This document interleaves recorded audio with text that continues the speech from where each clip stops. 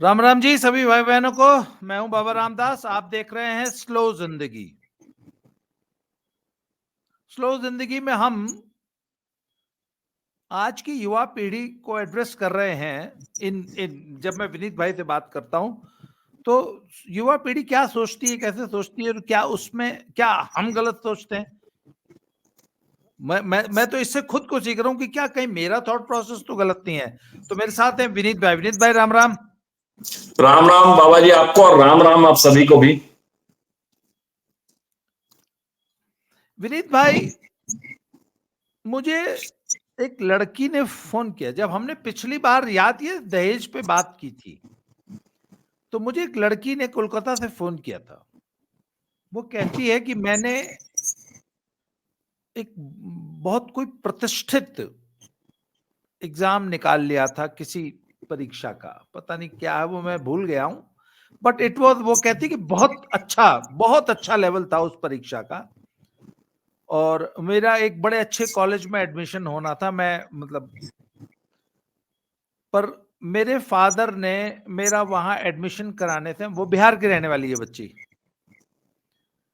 मेरे फादर ने मेरा वहां एडमिशन कराने से मना कर दिया। क्योंकि उस जमाने में, आज से करीब ये बात होगी लगभग 10 साल पुरानी, 10-12 साल पुरानी, उस जमाने में लगभग 2 लाख रुपए का खर्चा था। तो कहते कि मेरे फादर ने मेरा एडमिशन उस कॉलेज में कराने से मना कर दिया, जबकि वो मैंने बहुत प्रतिष्ठित परीक्षा पास की थी कोई, मतलब IIT JEE और ये वाली नहीं, उसके नीट नहीं थी उसके, बस उसके बाद जो होती है, मुझे ध्यान नहीं है क्या था वो। खैर जो भी है, लड़की का ग्रीवेंस क्या है मैं ये बता रहा हूं आपको। कहते मेरे फादर ने मुझे कहा कि तुम ग्रेजुएशन कर लो। खैर, कहते मैं एकदम मन मसोच के रह गई, और मैं लड़की थी घर की, मेरी उम्र थी 17-18 साल, मैं कुछ कर नहीं पाई। मेरे फादर ने एक लोकल घसकर्रियों के कॉलेज में मेरा एडमिशन करा दिया, जहां तब तमाम इलाके की घसकर्री पढ़ती थी। कहते उसके 1.5 या 2 साल बाद मेरे भाई की शादी हुई। तो उस भाई की शादी के लिए, बहू के लिए जो गहना खरीदा गया वो 10 लाख रुपए का था। खैर खैर, जब शादी होने लग गई तो जब बातचीत में मुझे पता चला कि जिस समय पिताजी ने मेरा उस कॉलेज में एडमिशन कराने से मना किया था, उस वक्त पिताजी के पास बैंक में 22 लाख रुपए थे। 22 लाख रुपए। तो मैंने कहा अच्छा ये बताइए, पिताजी ने तो बिल्कुल आपको सहयोग नहीं किया, आगे पढ़ाने में इंटरेस्टेड ही नहीं थी वो। कहते आपके भाई का क्या एटीट्यूड था और माँ का क्या एटीट्यूड का था। कहते फिर माँ और भाई दोनों ने जो है मेरा कोई सहयोग नहीं किया, वो पिताजी से सहमत थे, भाई भी मेरा सहमत था। मैंने पूछा इसके पीछे सोच क्या थी। कहते सोच यही थी कि भाई मैं तो लड़की हूं, मुझे तो पराए घर चले जाना है, तो जिस है पराए घर चले जाना, तो उस पर हम पैसा क्यों इन्वेस्ट करें, उस पर क्यों खर्चा करें। लड़की आरोप लगा रही है अपने बाप पे।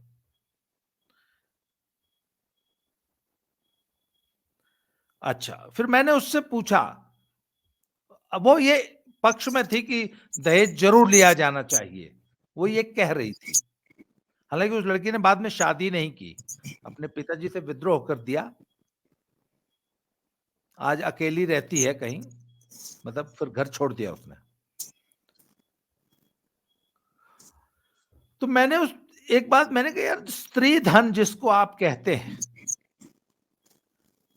आपने कहा बाप जो है अपनी शानो शौकत दिखाने के लिए महंगी शादी करता है, उसमें तो 1,500 बाराती आके खाते हैं, बैंड बजता है, बाजा होता है, बहुत पहले तंबू कनात लगता था, आजकल तो बैंक्वेट हॉल बुक होता है, जिसमें 2500 से लेके 4,000 रुपया, और मैंने सुना अब तो 15,000 रुपए तक की एक थाली बिक रही है एक उन बैंक्वेट हॉल्स में, ऐसी ऐसी शादियां हो रही हैं। मैंने तो 2500-3,000 सुना था, तभी मेरा माथा घूम गया था। अरे मैंने कहा 3,000-4,000 रुपए की एक थाली। मैंने कहा तब तब है ना, वो सब इंजीनियरिंग कॉलेज के लौंडे जो वेडिंग क्रैशर जो जबरदस्ती घुस जाते हैं शादियों में, तभी वो सब पहरा देते हैं कि 4,000 रुपए की एक थाली है यार, तुम शादी में घुस किस तरह चोरी से खा रहे हो। तो सर वो जो शादी में शानो शौकत में जो खर्चा होता है उसमें लड़की के पल्ले क्या पड़ता है? वो तो बाप की और समधी भाई की शानो शौकत दिखाने के लिए खर्च हुआ ना, लड़की को क्या मिला? अच्छा, एक पहलू मेरा, एक सवाल, आज मेरा सवाल थोड़ा लंबा है आपसे। दूसरा, लड़की की एक और शिकायत है। लड़की की दूसरी शिकायत है कि सर माँ बाप, भाई बेटी को कोई हिस्सा पैतृक संपत्ति में देंगे नहीं। क्यों? कि तुमको तो हिस्सा पति के घर से मिलेगा। आज की लड़की को एक बहुत बड़ी इनसिक्योरिटी है कि पति से निभेगी कि नहीं निभेगी, पति पता नहीं कैसा होगा।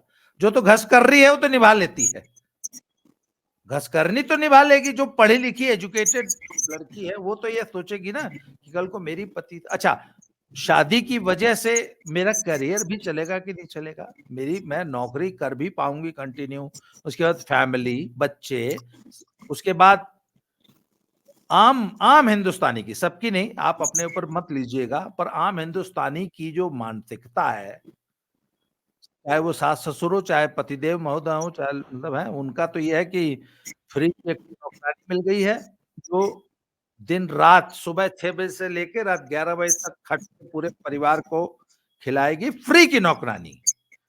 और उसके बाद पति के लिए एक मुफ्त की सेक्स स्लेव, जो में ऑन डिमांड सेक्स की सर्विस भी देती है। तो सब लड़के वालों के लिए तो सब मौज ही मौज है। अच्छा एक बात बताऊं, बंगलोर का मैं जानता नहीं हूं, पर जहां तक मैं जानता हूं, जालंधर जैसे शहर में या दिल्ली में या गुड़गांव में सर होल टाइम मतलब 24 घंटे वाली जो हेल्प है, हाउस हेल्प है, वो कितना आजकल चार्ज कर रही है? 30,000 से कम तो नहीं लेती होगी 24 घंटे वाली, जो 4 लोगों बिल्कुल का 5, 25-30 हजार मिनिमम है। जो 5-6 लोगों का खाना बनाए, झाड़ू पोछा बर्तन सब करे, 30,000। बिल्कुल।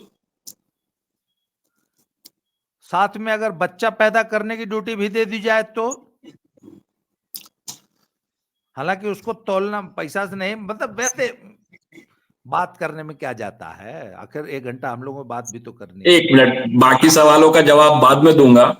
एग्जैक्टली ये लाइन मैंने आज से 2-3 साल पहले लिखी है, 2-3 साल क्या ज्यादा साल पहले लिखी है, कि मशहूर अर्थशास्त्री श्री विनीत श्रीवास्तव का कहना है कि कोई बैचलर लौंडा अगर अपने घर में काम करने वाली नौकरानी से शादी कर ले तो देश का कुल सकल घरेलू उत्पाद गिर जाएगा, जीडीपी डाउन हो जाएगा। ये बात मैंने एक्चुअली लिखी है, बजट आने वाला था और बहुत कम लोगों को जानकारी होगी कि इंजीनियरिंग के बाद मैंने जब एमबीए किया है तो उसके अलावा मैंने इकोनॉमिक्स की पढ़ाई की, हालांकि मैं इकोनॉमिक्स में बहुत अच्छा नहीं हूं। ठीक है। आज की बातचीत बहुत क्रांतिकारी होने जा रही है। ठीक है। तो देश का कुल सकल घरेलू उत्पाद पूरा जीडीपी डाउन हो जाएगा अगर हर एक बैचलर लौंडा अपने घर की नौकरानी से ब्याह कर ले तो। या हाउसवाइफ अपने द्वारा प्रोवाइड की गई सभी सर्विसेज को अगर मार्केट रेट पे, मनमाना नहीं, सिर्फ जायज मार्केट रेट पे चार्ज करने लग जाए तो लाख रुपए में बैठेगी? ज्यादा बैठेंगी, लेकिन मैं सर इसका काउंटर भी करूंगा। आप पहले सवाल खत्म कीजिए। हम बिल्कुल काउंटर क्वेश्चन भी लेंगे। तो लड़कियों का सर एक बड़ा जायज सवाल है कि अपना करियर दांव पे लगा के मैं तुम्हारे घर में तुम्हारी अनुचर सेविका, कहने को चाहे हम कुछ भी कहते हैं, पर मैं उनकी इस बात से 99% सहमत हूं। हम वी ट्रीट, मैंने एक बार अपनी माँ को डांटा था, मैंने कहा जिस तरीके से आप अपनी बहुओं को ट्रीट करती हैं ना, आप अपने, हमारे घर में बस शुरू से हाउस हेल्प रही, बाई चांस को जैसा माहौल था, तो एक बार मैंने अपनी मदर को बहुत कायदे से जो है उनको उनका भी क्लास ली थी।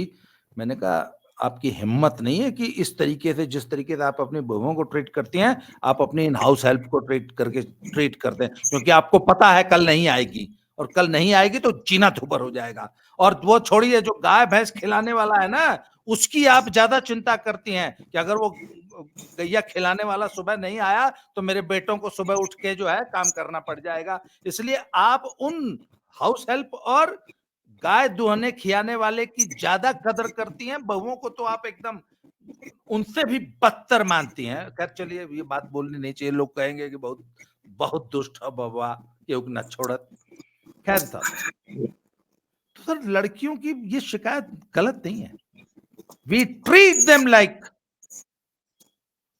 मतलब हाउस हेल्प्स, मुफ्त की मेहरी 24 घंटे की, 24 घंटे की मुफ्त की मेहरी नौकरानी और सेक्स स्लेव। और राइट्स के नाम पे क्या है? राइट्स के नाम पे क्या है? आप इसको एंड कीजिए, फिर मैं एक बार लगातार। हो ठीक गया, है, एंड हो गया, चलिए। चलिए। अब मैं आपको आपके पहले सवाल से बात करता हूं। पहला सवाल था कि लड़कियों को क्या मिलता है ये जो शादी में इतना खर्चा होता है। बड़ा अच्छा सवाल है सर। अब किसी भी लड़की का जिसका शादी में खर्चा हुआ है, जब उसका झगड़ा होता है ना, तो उसका बातचीत सुनिए कभी। ठीक है, किसी भी लड़की का। मेरे बाप ने तो यह किया, बारातियों का स्वागत पान पराग से ही हुआ था।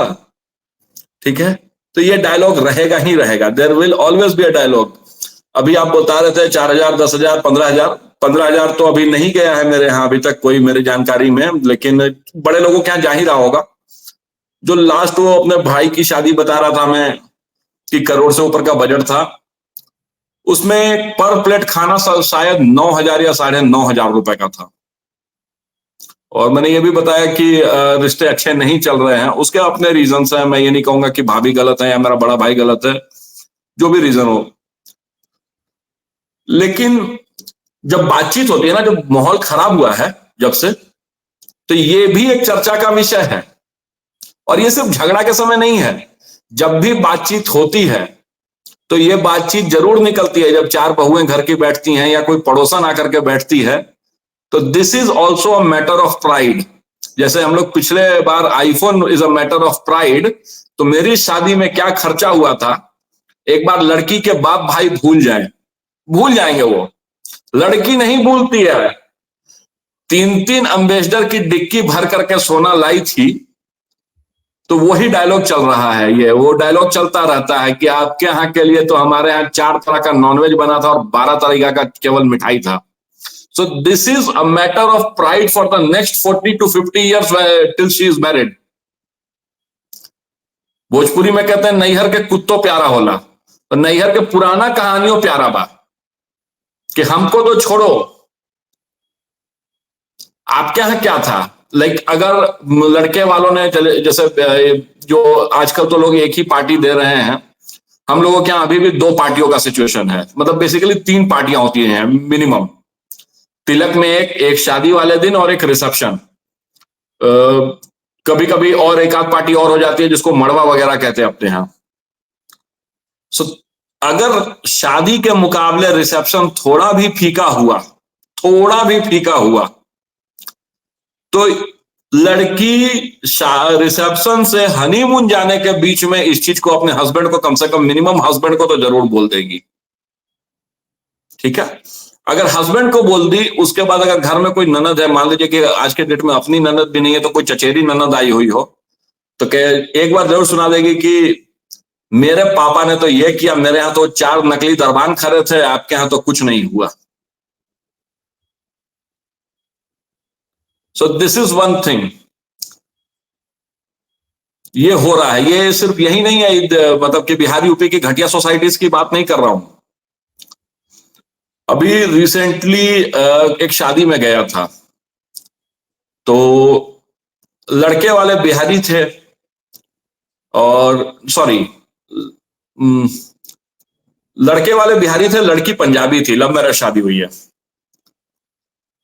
सो लड़की के घर वालों ने अपने हिसाब से पनीर वगैरह बनवाया था। ज्यादातर लोग वेजिटेरियन हैं, तो नॉनवेज नहीं बना था उस परिवार में। ऐसे भी ब्राह्मणों की ब्राह्मण भूमिया टाइप से शादी थी लड़के वाले, तो उन्होंने हरी सब्जियां बनवाई थी। अब हरी सब्जियां क्यों बनवाई मुझे ये भी नहीं समझ में आया, हालांकि एक आध पनीर वनीर भी था।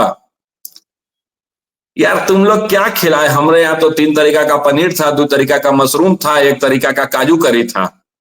लड़के वालों ने भी स्टील टाइप से सब्जियां रखी थी, लेकिन वो हरी सब्जियां रख दी थी ठंड के मौसम में। अब बिहारी आदमी उतना नहीं बुद्धि लगाए चचा। तो ये बहुत छोटा सा माइन्यूट डिफरेंस है सर, लेकिन इसको भी सुनाया गया, इसको सभा में सुनाया गया। अगर मुझ तक ये बात पहुंची है, मैं बहुत क्लोज रिलेशन में नहीं हूं, मैं बहुत अच्छा दोस्त कह सकते हैं अच्छा हूं, लेकिन बहुत क्लोज रिलेशन में नहीं हूं। तो दिस विल कीप ऑन।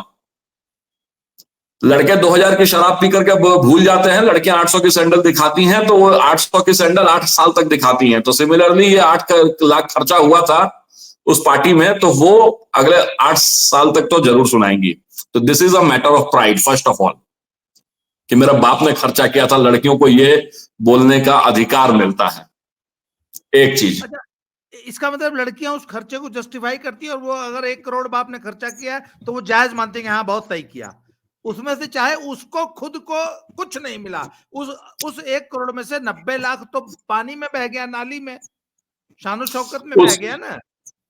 उसमें से सर, जैसे अब कुछ जो खास आइटम है वो तो लड़कियां खुद चूज करती हैं। मेहंदी लगाने वाला जो आएगा वो 20,000 का बजट लेकर के आएगा। लहंगा जो आएगा वो 50,000 से कम का नहीं आएगा। अभी एक हाई प्रोफाइल शादी में गया था, वहां पर फूलों का बजट, फूल थाईलैंड से आए थे, ठीक है, फूलों का बजट तकरीबन 3-4 लाख था। विदेशी सफेद सफेद सा फूल आता है, उसको अंग्रेजी में पता नहीं क्या कहते हैं, डलहौजी की ट्यूलिप, कुछ इस टाइप से नाम था उसका, ठीक है। वो अपने हिमाचल वगैरह में भी खूब दिखता है, लेकिन वो थाईलैंड से आए थे स्पेशली। तो वो लड़की की इच्छा थी कि ये चीजें आए। हाई प्रोफाइल लोग हैं, they are like very big bureaucrats, ठीक है। तो एक तो सवाल ये हो गया आपका जवाब, कि लड़कियां इसमें अपना खर्चा खुद करवा रही हैं बहुत सारी चीजों में। मेकअप वाली जो आती है, जो सबसे गई गुजरी घटिया मेकअप वाली आएगी, वो एक आदमी के पीछे, मतलब जो प्रॉपर दुल्हन है उसका मिनिमम आई थिंक 10 to 20,000 के बीच, जो सबसे lowest lowest I am talking about, मतलब इससे कम खर्च नहीं हो सकता है, 5,000 to 10,000। और ये भी मैं पटना वगैरह का रेट बता रहा हूँ। नहीं, अभी आपको इसका मतलब सही जानकारी नहीं है। 20,000 घसकर्रियों का रेट है गांव में, 20,000। मैं वही कह रहा हूँ सर, सबसे जो कम मतलब ग्रामीण क्षेत्रों में। 20,000 में घसकर्री अपना मेकअप कराती है। जो अंग्रेजी बोलने वाली टपर टपर है, वो उनका 5 लाख से ऊपर जाता है, 10 लाख तक। हाँ जी। सो ये सारे खर्चे तो लड़की खुद करा रही है, and this will be like, अगली जब भी कोई शादी होगी ना, घर में नई बहू आ रही हो या ननद की शादी हो, तो इस चीज को हर एक बार रिपीट किया जाएगा कि सन 2004 में मेरी शादी हुई थी, तब मेरी मेकअप वाली 10,000 ली थी, मतलब whatever the rate is. तो this is a matter of pride. तो ये तो हो गया सर पहला सवाल का आपका जवाब, कि लड़कियों को एक सेंस ऑफ प्राइड मिलता है। और सर ईगो प्राइड इनसे बढ़कर के दुनिया में कोई चीज नहीं है। मैंने लास्ट टाइम भी यही बात की थी आईफोन वाले वीडियो में भी, उसके पहले भी मैं यही कह रहा हूं, ठीक है। अब जो आपका सवाल है कि अगर लड़कियां चार्ज करना चालू कर दें, फिर जैसे मैंने कहा ना कि अर्थशास्त्र पे लिखा, सर दिन भर घूमता रहा। कॉलेज के जमाने में मेरी कोई गर्लफ्रेंड हुआ करती थी, तो मेरी चचेरी बहन ने पूछा कि क्या जरूरत है तुम लोगों को, मतलब like she was a couple of years Elder than me, थोड़ा मुझसे बड़ी थी। तो उन्होंने कहा कि यार क्या है, पढ़ाई लिखाई करो, ये सब कहाँ लगे रहते हो, क्यों। It was a common question, सिर्फ मेरे से नहीं, पर्सनल। मैंने कहा देखिए, लड़कों को गर्लफ्रेंड इसलिए चाहिए कि दुनिया को दिखा सके कि मेरे पास गर्लफ्रेंड है। और बाहर रहने वाली लड़कियों को बॉयफ्रेंड इसलिए चाहिए ना, कि उनको 10 तरह की चीजें चाहिए, और इनमें सबसे बड़ा है सेंस ऑफ सिक्योरिटी। आपका बॉयफ्रेंड आपका रक्षा करता है, आप मानो या नहीं मानो। आप चाहे फेमिनिस्ट बन के, फेमिनाजी बन करके जो बोलना है मुझे बोलते रहो, मुझे गालियां देते रहो। जो लोग और बोल रहे हैं, जॉर्डन पीटरसन को गाली दे दो, मेरे से ज्यादा वो गालियां देता है फेमिनिस्टों को, नहीं, ठीक है। दोबारा बोलिए जरा। बॉयफ्रेंड रक्षा करता है? इस साला क्या सर? बॉयफ्रेंड आज बॉयफ्रेंड रक्षा करता है लड़की की। यस, दिस इज लाइक आजकल का बॉयफ्रेंड लोग कब से धनुर्धारी हो गया, कर्ण देखिए, और अर्जुन की तरह आंख में तीर मार देगा साला। कौन कौन बात का रक्षा करने लग गया भाई आजकल का लौंडा। हमको तो लगता है कि साले क्यों गाली मेरे मुंह से निकलवा रहे हैं। देखिए अब ये है जो आप सेंस की बात कर रहे हैं ना, ये आजकल का बॉयफ्रेंड कौन चीज से रक्षा करता है, ये मुझे बता दिया, मैं जानकारी नहीं, मैं पुराना आदमी हूँ। ये है ऑल इज वेल। आप किसी के साथ हो, वो थ्री इडियट्स फिल्म है कि all is well, actually all is well जो है वो थ्री इडियट्स भी नहीं, बंदिनी करके बड़ी मशहूर फिल्म है नूतन जी की, उनके ऊपर है। तो ऑल इज वेल, तो ऑल इज वेल वहां से है। बॉयफ्रेंड के साथ चलती हुई लड़की को, हालांकि एक आध केसेस हुए इस देश में, लेकिन there is a great chance कि कोई दूसरा लड़का नहीं देखेगा, क्लास के दूसरे लड़के नहीं तंग करेंगे। अगर मार्केट में साथ में है तो उसको जल्दी कोई एक जन को देख लिया, लेकिन वो किसी लड़के के साथ है तो गाली देकर के निकल जाएगा कि छोड़ साला, पता ना कैसन कैसन के हाथ में। तो वो सेंस ऑफ सिक्योरिटी मिलती है। सिमिलरली जो शादी है, ठीक है, उसमें सबसे जो बड़ी चीज है कि आपको एक वैलिडेशन मिलता है। अब आप कहोगे कि यार लड़की का अपना जीवन है कि नहीं है, उसको वैलिडेशन की क्या जरूरत है।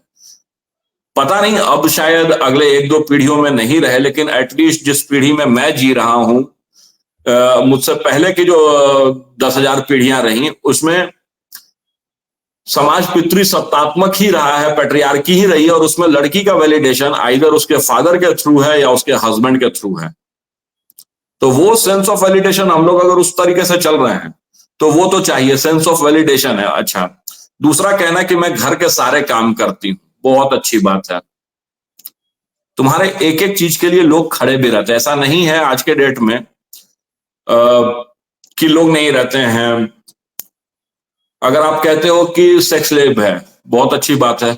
क्या सेक्स एक तरफा विषय है? मैं चाहता हूं कि इस पैनल में कोई महिला को मैं बुलाऊं और उनसे एक बार इतना इस तरह से खुलेआम पूछूं कि क्या सेक्स एक तरफा विषय है? मेरे हिसाब से तो नहीं। मैंने जैसा जीवन जिया है, सेक्स एक तरफा विषय नहीं है। ठीक है, लड़के थोड़े मुंहफट होते हैं, खुलेआम बोल देते हैं, वरना सच्चाई ये है, इसको शुद्ध भाषा में मैं कैसे बोलूं, कि अंतरंग पलों में लड़कियां ज्यादा उत्तेजित हैं लड़कों से। तो सेक्स स्लेव कहना बहुत ही अजीब सा विषय है। तुमको पता था, तुमने शादी की। आज के डेट में भी अब घसकर्री वाला भी सिस्टम नहीं रह गया। थोड़ा बहुत कहीं ना कहीं एक बार माँ बाप लड़की से पूछ ही लेते हैं, बिना पूछे किसी की शादी नहीं हो रही है, भले बाद में नहीं बने। दूसरा कि हम तुमसे सारा काम करवा रहे हैं। सर, काम जो है कितने घट गए हैं। आज के डेट की कोई लड़की नहीं कह सकती है कौन ज्यादा डर रही है, कौन जाकर के नदी पे पानी भर रही है, कौन ये कर रही है। हाँ, तुम काम कर रही हो, उसमें भी 90% काम आज के डेट में लोग बहुत हेल्पफुल हो गए हैं। इनफैक्ट जो पुरुष वर्ग है ना, उस बहुत ज्यादा सोचने लग गया है महिलाओं के प्रति। सासें भी पुरानी सासों के मुकाबले कहीं बेहतर हो गई हैं, क्योंकि उन्होंने भी वो जीवन जिया है। सबसे बड़ा एक एग्जाम्पल देता हूं, मध्य वर्ग में होने वाले डिलीवरी का केसेस देखिए, सब के सब सिजेरियन हो रहे हैं। कहां कौन सी सास बहू के ऊपर जबरदस्ती बहू का गर्दन घोट रही है कि नहीं तुम नॉर्मल ही करवाओ? कोई बोल रही है क्या कि नहीं नॉर्मल ही करवाना है? Just a minute ji, please take your time.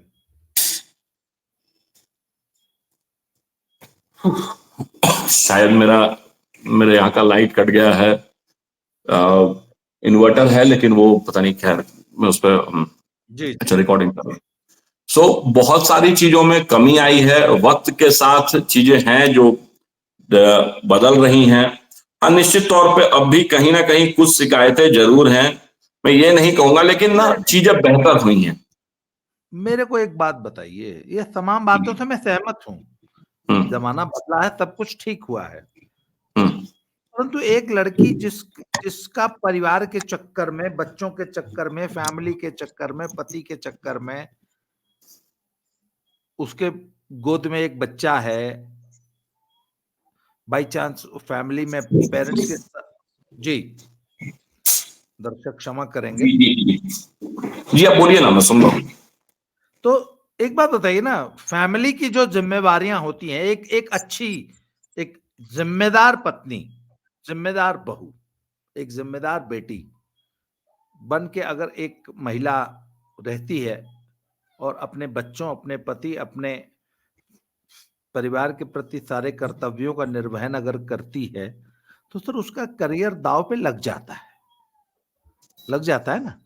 जी मान लीजिए 4-5 साल का वो गैप आ गया उसके करियर में, और उसके बाद बाई चांस अगर मैरिज में कुछ हो गया, बाई चांस मैरिज नहीं चली, तलाक की नौबत आई, तो महिला कहां खड़ी होती है?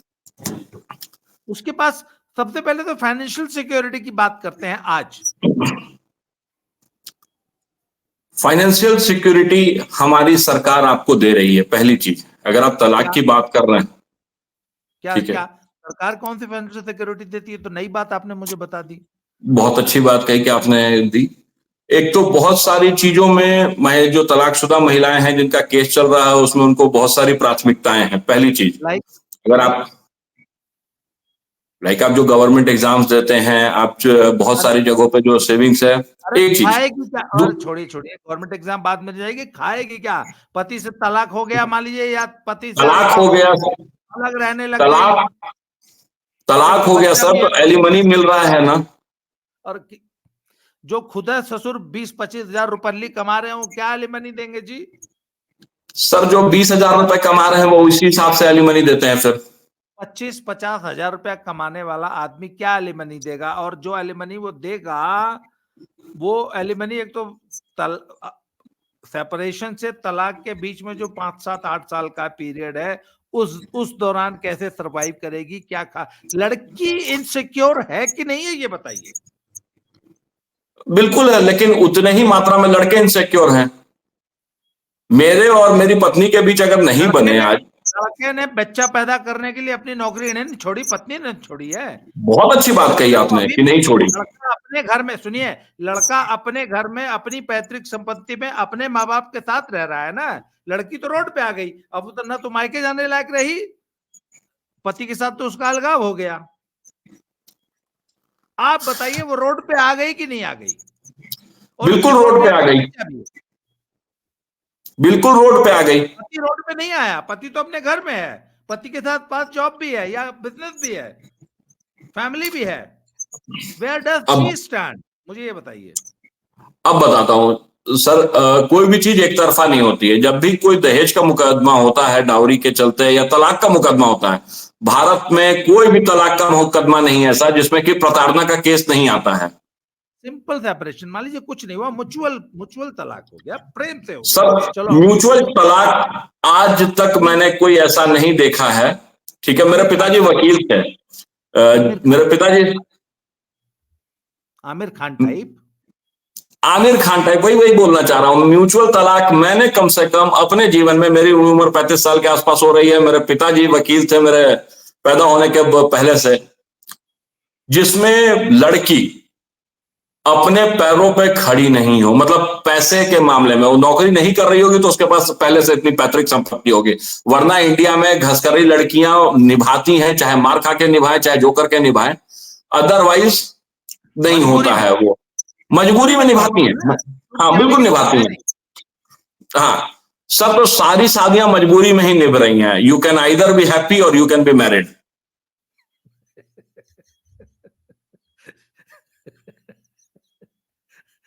खैर चलिए, मैं इस बात से हालांकि सहमत नहीं होता हूं।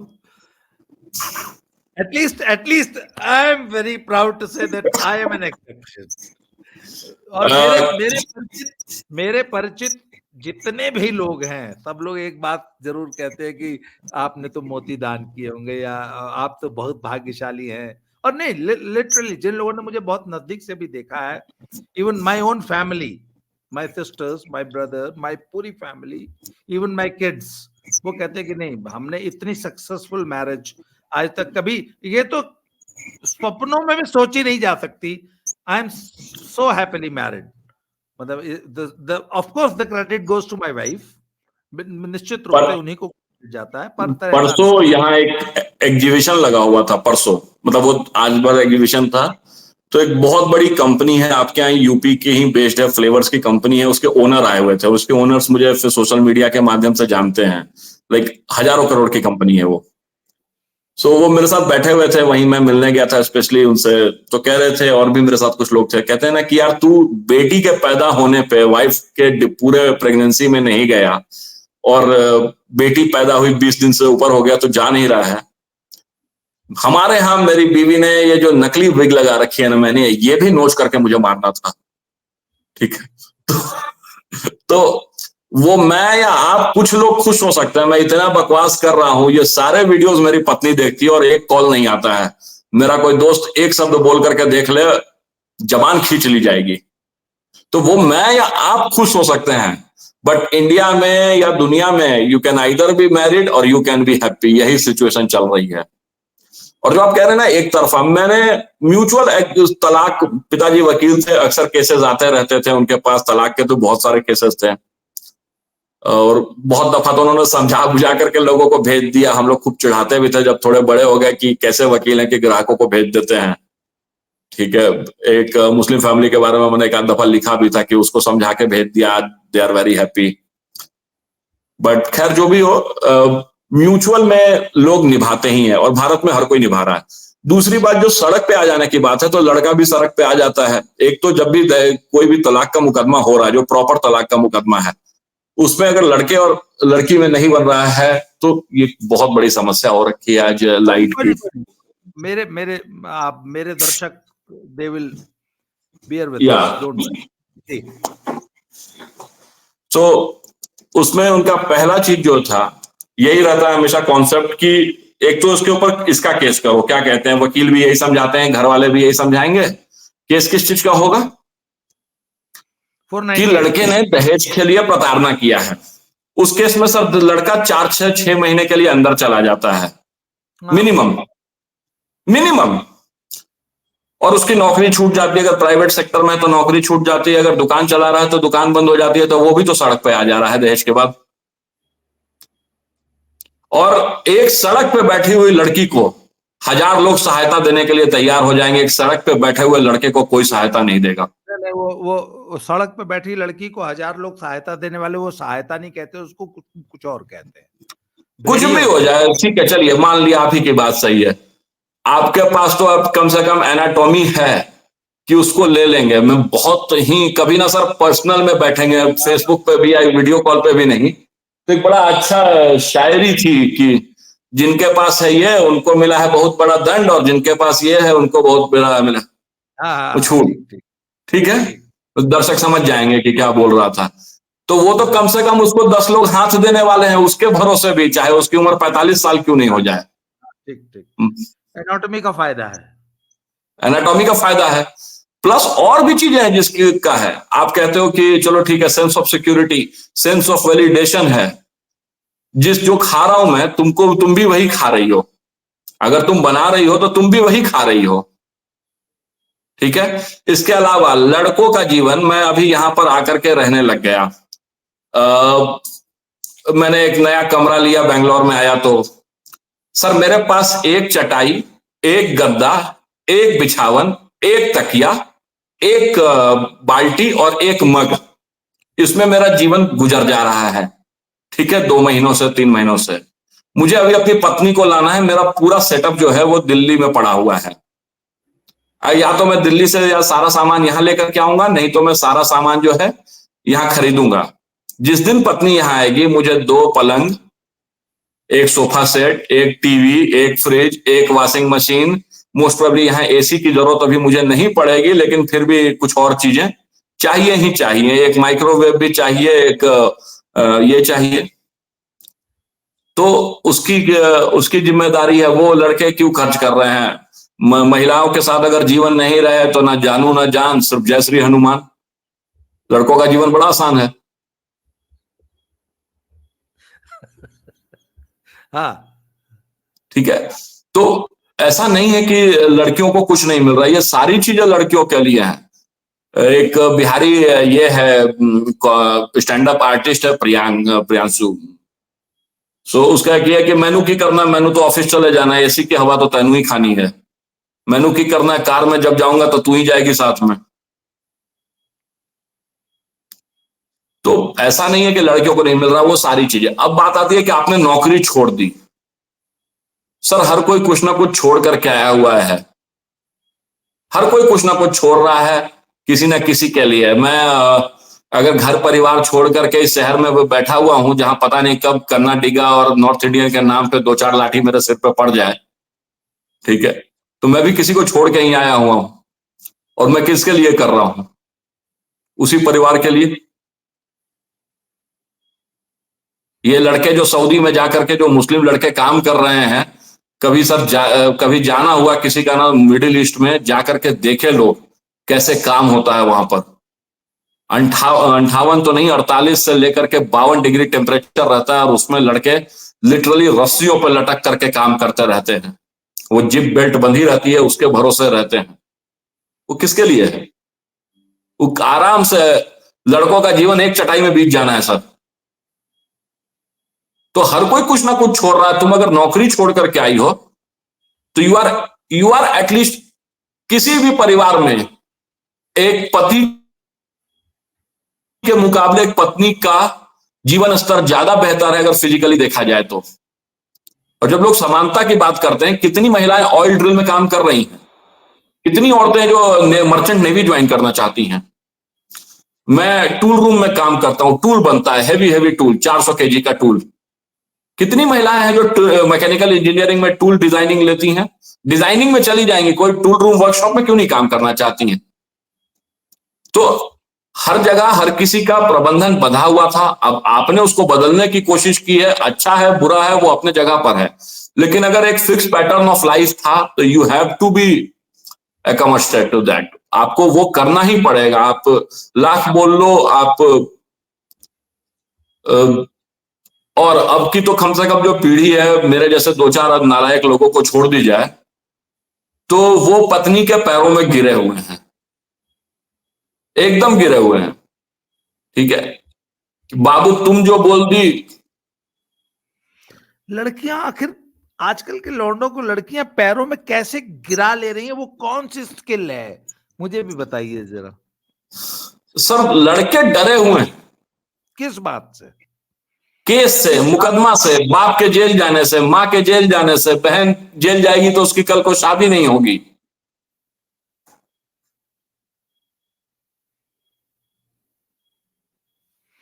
क्या इतनी भयावह है क्या स्थिति? सर एक है जान पहचान में, ये भी पटना का ही केस है। लड़का एमआर है, एमआर मतलब कि एमआर से स्टार्ट किया, आज के डेट में कुछ आरएसएम एएसएम होगा, और एक इंडिया की बड़ी बड़ी कंपनी में है। He is earning like something like 1 lakh या 1.25 लाख के आसपास है उसकी अर्निंग। उसकी जब शादी हुई तो उसकी वाइफ उसकी माँ को खाना वाना दे रही थी, ऐसा नहीं था कि नहीं दे रही थी। दे और उठ जाए तो मतलब कि एक होता ना कि दोबारा पूछने का एक रिवाज होता है हम लोगों के यहाँ, और हम लोगों क्या क्या संसार में रिवाज है वो भी नहीं करें। एक दिन उसने थोड़ा जोर से बोल दिया वाइफ को कि यार 2 मिनट बैठ तो सकते हो, कम से कम खाना जब तक माँ खा रही है तब तक तो बैठ जाओ। पिता थे नहीं उसके। थोड़ी देर हुआ, उसके बाद बंद अंदर कमरे में गई, वहां गई तो पता चला कि रो रही है। और रोने के बाद उसने अपने भाइयों को कॉल किया। भाइयों ने भी, इतने आवारा किस्म के भाई हैं, भगवान ने मुझे बुरा बनाया है तो मुझे कभी कभी अच्छा लगता है कि अच्छा हुआ कि मैं इसी तरह का हूं। उसके भाइयों ने सीधे थाने में कॉल कर दिया, लोकल एरिया के। और किस्मत से उस वक्त जो थाना प्रभारी थे वो मुझे जानते थे किसी केस के सिलसिले में। तो जब पुलिस आने वाली थी तो तब तक मुझ तक भी खबर आई। ये बहुत छोटी सी माइन्यूट सी बात है। उस दिन तो मैंने बचा लिया, लेकिन आज के डेट में उस लड़के को देखता हूं ना, हालांकि अब उसकी माताश्री भी नहीं रही, इन्हीं सारे टॉर्चर्स के बाद वो भी चलती बसी। जो कर रहा है, जो बीवी कह दी, बीवी ने कहा कि किराए के मकान पे रहते थे कि मेरे नैहर के पास में मकान लो। सेम उसी अपार्टमेंट में उसने घर लिया है, उसी अपार्टमेंट में फ्लैट लिया है जिसमें उसके पहले ससुराल वाले रह गए थे, वहीं पर। और भी चीजें हैं, सारी चीजें वहीं हो रही हैं। कुछ भी जो हो रहा है पत्नी के मर्जी से। तो वो डरा हुआ है, वो जानता है कि साला 1 दिन विनीत बचाने आ सकता है, 2 दिन विनीत बचाने आ सकता है। या हो सकता है कि और लोग धमकी दें, तरह की चीजें हो, लेकिन लड़कों की हालत खराब है और कोई नहीं मानेगा, कोई नहीं मानेगा।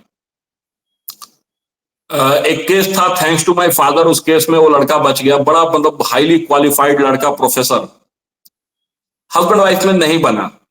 वो केस किया और उस केस में मेरे पिताजी वकील थे, उन्होंने कुछ डेट्स की गलती पकड़ ली। लड़की ने जिस दिन मारपीट का केस दर्ज करवाया था ना, उस दिन लड़के का परिवार कहीं बाहर जा रहा था, और इस एक पॉइंट पे ना वो केस बच गया। नहीं तो उसने केस किस किस के ऊपर किया था, लड़के के ऊपर, लड़के के माँ बाप के ऊपर, लड़की के बहन के ऊपर, लड़की की एक बहन जो शादी के अलावा कभी नहीं आई और पुणे में रहती थी, लड़के का भाई जो जर्मनी में है, शादी के अलावा कभी नहीं आया,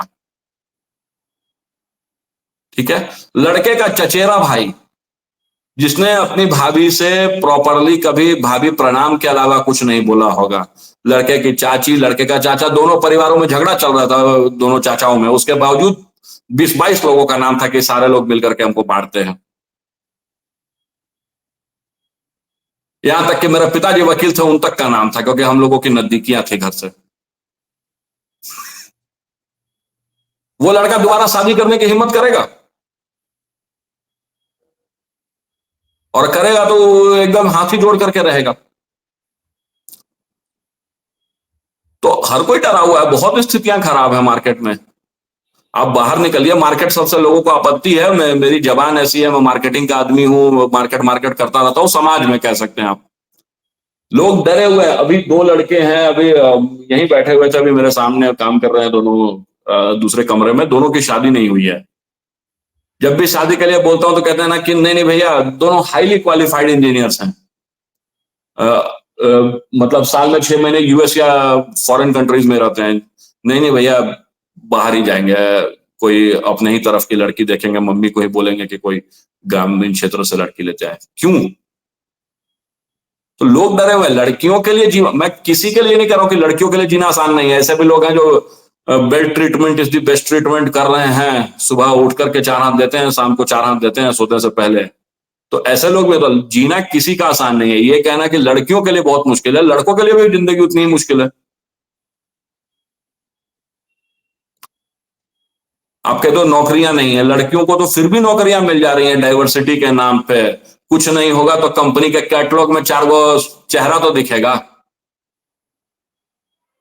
लिटरली रिसेप्शनिस्ट की जितनी नौकरियां केवल चेहरे के नाम पे मिल रही हैं। टीचर्स की नौकरियां क्या कर रही हैं ये प्राइवेट स्कूलों में, जो सेंट मेरी स्कूल में पढ़ा रही हैं लड़कियां, तो केवल चेहरा दिखाने के लिए है, क्योंकि 5,000 रुपया में 8 घंटे और कोई नौकरी नहीं करेगा। लड़कों को वो 5,000 रुपए की भी नौकरी नहीं मिल रही है जब बेरोजगारी आ रहा है। तो जिंदगी हर किसी के लिए मुश्किल है। ये कहना कि लड़कियां सब कुछ छोड़ करके आई हैं, लड़के भी बहुत कुछ छोड़ करके आ रहे हैं। और जितने लड़के बाहर रह करके काम कर रहे हैं वो इज्जत से अपने घर पे रह सकते, तो किसके लिए कर रहे हैं? तो पॉइंट बराबर है, दुनिया सब बराबर है। इधर से मारिएगा, हम लोग टूल बनाते हैं तो सीट पे एक साइड से अगर चोट लगती है तो दूसरे साइड वो बाहर निकल जाता है। बहुत आसान चीज है ये। मुझे ऐसा लग रहा है कि अब इस टॉक शो में एक महिला का होना बहुत जरूरी हो गया। मेरी शादी हो गई है, नहीं तो मैं कोई गर्लफ्रेंड पढ़ा लेता। नहीं, अब मैं अपने अपने दर्शकों से मैं निवेदन कर रहा हूँ कि आप अगर चाहते हैं कि ये टॉक शो लगातार चलता रहे, तो एक हमको अंडर 20 या 25 साल तक की कोई महिला हम इनवाइट, मैं चाहूंगा कि वो आए और अपना पक्ष रखें। नहीं तो मुझे तो विनीत जी जो है ना, ऐसी ऐसी कहानी सुना के हड़का दे रहे हैं कि मैं कुछ बोल ही नहीं नहीं, पा रहा। मैं ना कमेंट्स पढ़ता रहता हूँ लोगों के, हाँ, ठीक है, कि ये पितृसत्तात्मक है, कितना टॉक्सिक आदमी है। भैया मैं हाँ, टॉक्सिक नहीं हूं, मैं लोगों के बीच रह रहा हूं सर। बड़े बड़े उद्योगपतियों की, जिनका, मेरा उठना बैठना है इन लोगों के साथ। मैं बहुत छोटा आदमी हूं लेकिन मेरा उठना बैठना इन लोगों के साथ है सर। बीवी का फोन आ जाता है ना तो डर से हालत खराब हो जाती है, जिनकी 20 साल पुरानी शादी है।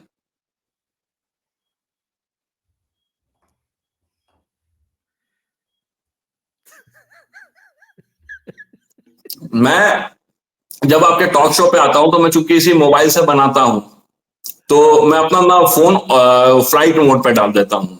हाँ हाँ। तो मेरे कोई मित्र हैं मेरे से काफी बड़े, उनको पता चला कि ये फ्लाइट मोड पे रहता है, सिंस वो मुझे कॉल कर रहे थे, तो उन्होंने कहा कि अच्छा पूरे 1-1.5 घंटा तो तुम फ्लाइट मोड पे रहते हो? बोले हाँ। बोले भाभी फोन करते हैं तो बोले कि नहीं, फोन करती होगी तो ऑफ आता होगा।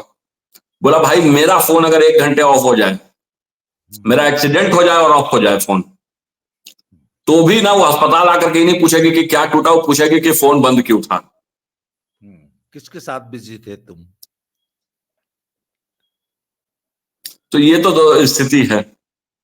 वो मैंने तो मैंने अपनी लाइफ में भी ये महसूस किया है। एक हम्म बार हम लोग काम करते थे, स्कूल चलाते थे गांव में, तो एक बार प्रोविडेंट फंड वालों के चक्कर में फंस गए।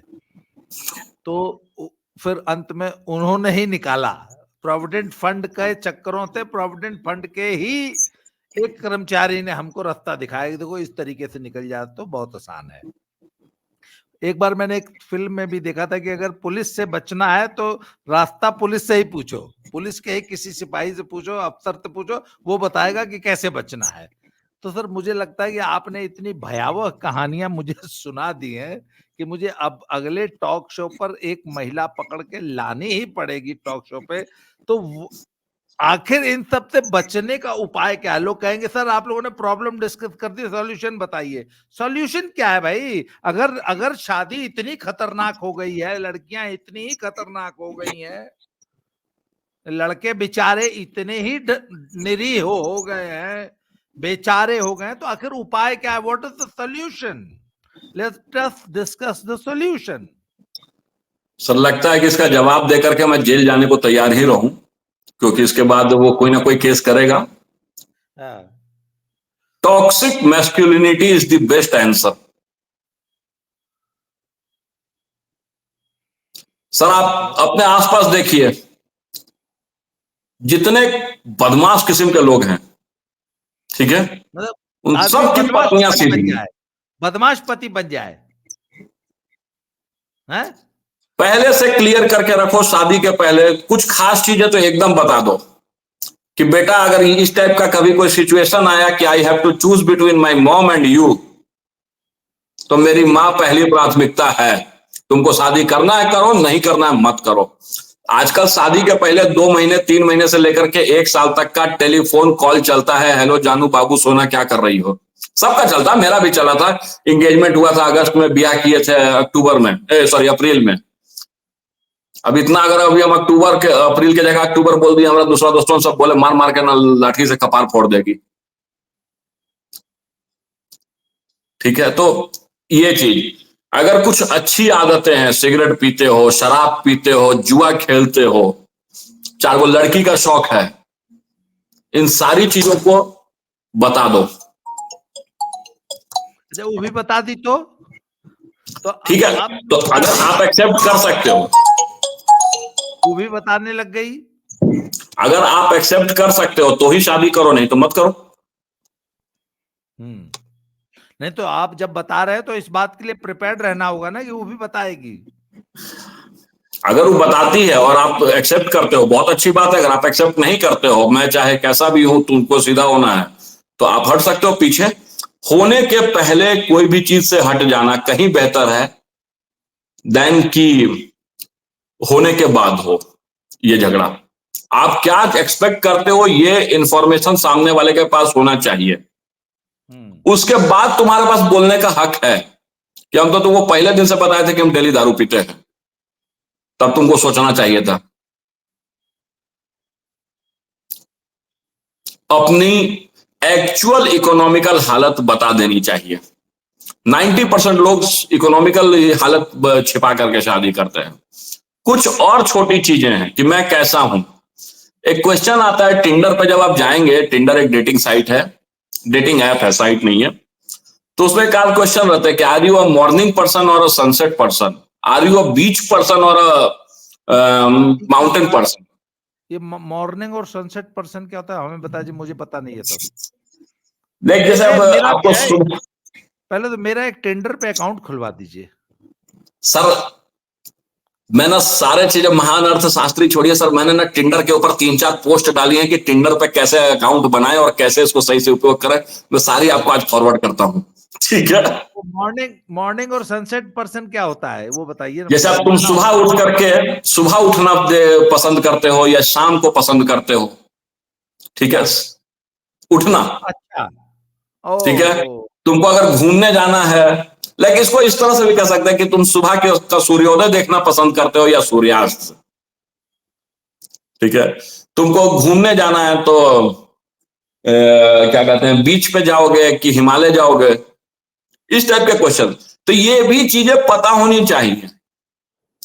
जब तुम डिस्कस कर रहे थे, मैं शादी के पहले का एक किस्सा बताता हूँ। एक गर्लफ्रेंड थी मेरी, लॉकडाउन के समय का बात है।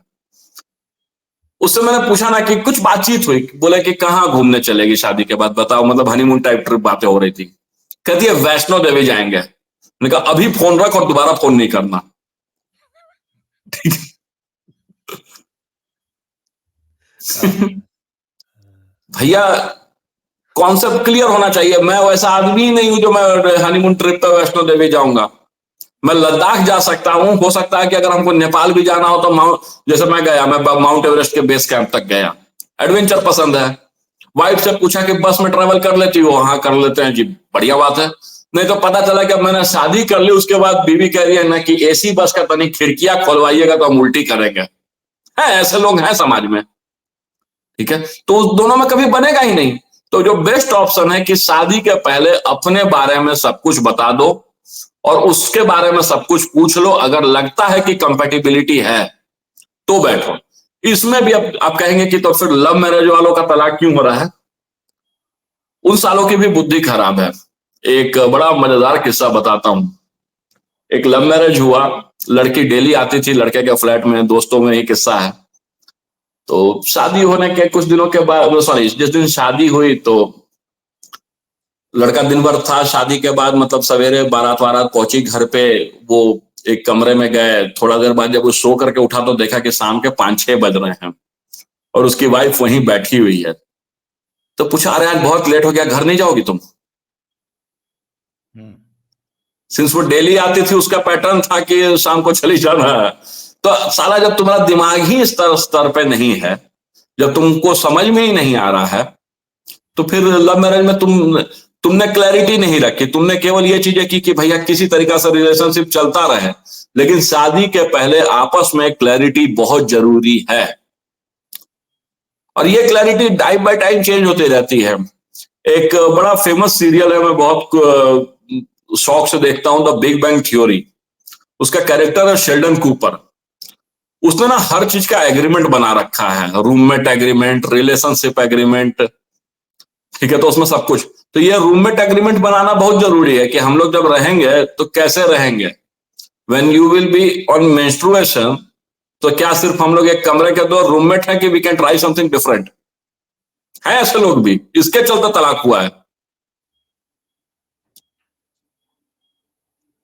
इसको मैं थोड़ा लड़की कुछ पर्टिकुलर पीरियड से गुजर रही थी, जो आमतौर पे कॉमन चीज है, हर किसी के साथ होता है। तो लड़के ने कुछ स्पेशल डिमांड कर दिया, अप्राकृतिक। तो शायद फोर्स किया हो, नहीं किया हो, मुझे नहीं पता। केस आया था, पिताजी के पास इस टाइप के केसेस रहते थे और मैं उनका मुफ्त का, जैसे कह रहे थे ना कि वो मुफ्त में औरतें घर का काम करती हैं, तो मैं भी मुफ्त में पिताजी के लिए लिखा करता था, ठीक है। तो ऐसा नहीं कि केवल लड़कियां मुफ्त में काम कर रही हैं, बेटे भी मुफ्त में काम कर रहे थे। तो मैंने ऐसा केस लिखा था एंड उसके लिए तलाक हो गया। तो भैया ये भी डिसीजन पहले से होना चाहिए कि इस समय क्या कर रहे हो। If there are rains, what you will do. बहुत टॉक्सिक बिहेवियर जो है कभी कभी बहुत सही होता है। हम नहीं कहेंगे कि उठो सवेरे 4 को हाथ दे दो, सुतौना दे दो, लेकिन एक क्लैरिटी ऑफ थॉट होनी चाहिए। जैसे मेरे और मेरी वाइफ के बीच में एकदम क्लैरिटी है कि मैं ऐसे ही जीऊंगा, उसको जीने में मैं तंग नहीं कर रहा हूं। वो अभी बोल दे कि मुझे अपने नैहर जाना है, मैं अभी टिकट कटा के दे दूंगा। मेरे जेब में अगर पैसे नहीं भी रहेंगे तो मैं दे दूंगा। वो कहेगी कि मैं अपने दोस्तों के साथ जा रही हूँ, उसकी 2-3 दोस्त उधर हरिद्वार या राजस्थान में रहती हैं, शी कैन गो। ठीक है, लेकिन ये नहीं ला सकती है कि विनीत तुम भी चलो, तभी चलो। उसको मेरी माँ के साथ रहना अच्छा लगता है, दैट इज वेरी गुड। उसको अकेले रहना अच्छा लगता है, तुम यहां आ जाओ। तो ये क्लैरिटी होनी चाहिए कि किस पीरियड में कहां रहना है। बहुत आश्चर्य लगेगा, लेकिन आजकल लोगों के पास इतना टाइम है। ये 1960s वाला जमाना नहीं है कि लड़का लड़की एक दूसरे को सीधे शादी के अगले रोज देखते थे। शादी के अगले रोज क्या देखते थे, एक जिला है हम लोगों के यहाँ सिवान, वहां के एक बाबू साहब परिवार का किस्सा है कि पहले ना उन लोगों के घर दो कित्ता कहलाते हैं, 2 फ्लैट। तो वो ऐसे मतलब 90 डिग्री के एंगल पे थे। ये जनाना खाना था और ये इधर पुरुष रहते थे, मतलब 2 मकान थे। तो ये जो पुरुष रहते थे वो इतना मतलब उनके यहाँ पाबंदी थी कि कोई किसी ने दिन में अपनी पत्नियों का चेहरा ही नहीं देखा था। कमरा पता था तो घुस जाते थे। ये रियलिटी है। तो हाँ, मतलब ठीक है। तो वो इस तरीके के माहौल में आपको अब वो जमाना रहा नहीं। आप 1 साल से एक दूसरे से बात कर रहे हो, 2-3 साल पहले से डेटिंग कर रखी है। तो इन पॉइंट्स पे जो चोक पॉइंट्स कहते हैं, चोक पॉइंट्स पे आपका क्या डिसीजन होगा? अगर लड़के के पास प्रॉपर्टी है कि 10 बीघा प्रॉपर्टी है और उसकी बहन एक छोटी है, तो ऑब्वियसली उसको शादी करना है और उसने शादी में 2 बीघा जमीन बेच दिया। कॉमन है हम लोगों के यहाँ ये चीज। उस पे भी झगड़ा होता है। तो इसके पहले कि ये झगड़ा हो, इस बात पे आपको बात कर लेना है कि देखिए यार, बहन की शादी करनी है, उस समय देखो कैसा रहता है, पैसा नहीं रहेगा तो हो सकता है कि जमीन वह बेच दे। लड़की कभी खेत में हल चलाने नहीं जाएगी, लेकिन न खेत बेच दिया जाएगा तो पूरे जीवन सुनाएगी, आपकी बहन के लिए तो खेत बेच दिया गया। चलिए, अब मैं अपने दर्शकों से ये निवेदन करूंगा कि मैंने आज में सोच के बैठा था कि मैं महिलाओं के पक्ष में बोलूंगा, पर आपने ऐसे ऐसे तर्क दे दिए कि मुझे कोई तर्क ही नहीं सूझ रहा है। मैं तो आपने तो मुझे एकदम डरा दिया है। अच्छा, जब से आप बोल रहे हैं मैंने, अरे मेरा शुक्र यार, हम बच गए। तो साहब, सर हम बच गए, हमारे आगे की पीढ़ी बच गई हो सकता है, बचेगा कोई नहीं, कोई नहीं। जो इस तरह का माहौल चल रहा है, जिस तरह की हमारी शिक्षा है, जैसी हमारी व्यवस्था है, कोई नहीं बचेगा। कोई फिल्म का डायलॉग है कि मैं दर्शकों से निवेदन करूंगा कि मेरा फोन नंबर नोट करें, मैं डिस्क्रिप्शन बॉक्स में भी डाल दूंगा, 7889258317। और कोई महिला यदि महिलाओं का पक्ष रखना चाहती है, और अगली बहस में मैं चाहता हूं कि महिलाएं 2-3 ठो आ जाएं और विनीत जी को लथेर लथेर के इसी चैनल पे मारे। सर हाँ, मैं 2008 का ऑल बिहार डिबेट चैंपियन हूं, अच्छा, मुख्यमंत्री के द्वारा ये, ठीक है ना, सारे सीबीएसई स्कूल्स का। और उस समय का टॉपिक मैं बता देता हूं, मैं भी चाहता हूं कि किसी डिबेट में मैं हारूं। उस समय का टॉपिक था कि should special reservation should be given to women in politics. और करीब समझिए कि 40 लोग इसके पक्ष में बोल रहे थे और मैं अकेले बोल रहा था, और मैं जीत के आया था। तो दर्शकों, आपसे निवेदन है कि मैं चाहता हूं कि हमारे टॉक शो में कुछ युवा लड़के लड़कियां भी शामिल हो, महिलाओं को बिल्कुल खासतौर बिल्कुल। पर निमंत्रण है। मुझे व्हाट्सएप कीजिए, और अगले हम लोग कोशिश करते हैं कि रोज रात को 8 बजे ये रिकॉर्डिंग करते हैं। वैसे लाइव विनीत भाई थोड़ा सा डिस्टर्ब थे, मैं तो लाइव भी आना चाहता हूँ। नहीं सर, तो लगातार ही डिस्टर्ब हूं, शायद तो कल उपलब्ध भी नहीं रहूं, लेकिन मैं कहूंगा कि संडे को जिस भी समय अगर लड़के इकट्ठे हो जा रहे हैं, चाहे दिन में, क्योंकि लड़कियों को अगर दिक्कत होती है जैसा आपने बताया, तो वो हो जाए। दिन का बेहतर समय रहेगा, रात का भी बेहतर समय, कोई दिक्कत नहीं। लाइव करेंगे, लाइव इंटरेक्शन करेंगे। श्योर। तो आज के लिए विनीत भाई, आज के लिए बड़ी अच्छी चर्चा रही। आज के लिए इस वीडियो में इतना ही। अगले वीडियो में सर फिर से मिलते हैं किसी नए टॉपिक के साथ। इसी टॉपिक को मैं चाहता हूं कि लड़कियों, महिलाएं भी अपना पक्ष रखें। और मैं एक बार बताऊं, मुझे कई बार लोग गलत समझ लेते हैं, मैं वैसे तो महिलाओं का बहुत समर्थक कर रहा हूं। मैं विमेन राइट्स के लिए I have been advocating women rights. तो सर विनीत भाई, आपने समय दिया सर, बहुत बहुत धन्यवाद। अगले वीडियो में फिर से मिलते हैं। थैंक बिल्कुल यू सर। Very much.